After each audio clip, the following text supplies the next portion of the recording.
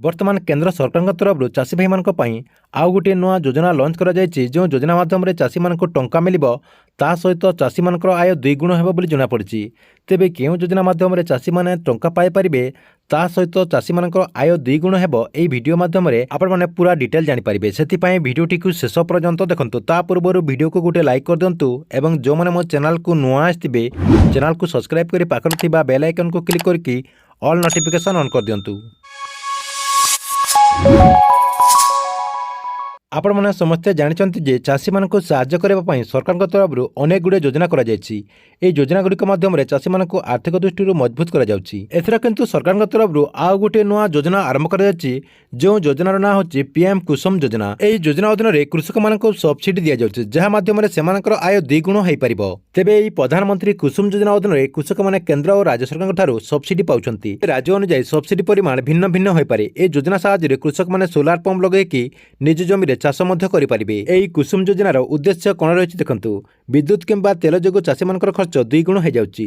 ବିଦ୍ୟୁତ୍ ପରି ଚାଷୀଙ୍କ ଖର୍ଚ୍ଚ ହ୍ରାସ କରିବା ପାଇଁ ଏହି କୁସୁମ ଯୋଜନାର ଆରମ୍ଭ କରାଯାଇଛି, ଯେଉଁଥିରେ କୃଷକମାନେ ସବସିଡି ନେଇ ସୋଲାର ପମ୍ପ ସ୍ଥାପନ କରିପାରିବେ।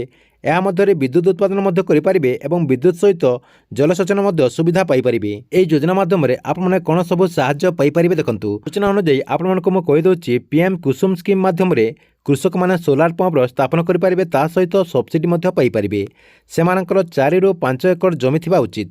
କେବଳ ଏତିକି ନୁହେଁ, ଜମିରେ ଗୋଟିଏ ବର୍ଷରେ ଆପଣଙ୍କର 15 ଲକ୍ଷ ବିଦ୍ୟୁତ୍ ୟୁନିଟ୍ ମଧ୍ୟ ଉତ୍ପାଦନ କରିପାରିବେ, ଯାହାକି ଚାଷୀ ଭାଇମାନେ ତାଙ୍କରି ଚାଷ ସହିତ ବିଦ୍ୟୁତ୍ ବିକ୍ରୟ କରିକି ଟଙ୍କା ଉପାର୍ଜନ ମଧ୍ୟ କରିପାରିବେ। ଏହି ଯୋଜନା ଅଧୀନରେ କୃଷକମାନେ 45% ସବସିଡି ମଧ୍ୟ ପାଇପାରିବେ। ଏହି କୁସୁମ ଯୋଜନାର ଲାଭ ପାଇବାକୁ ହେଲେ ଆପଣମାନଙ୍କୁ କ'ଣ ସବୁ ଡକୁମେଣ୍ଟ ଲାଗିବ ଦେଖନ୍ତୁ।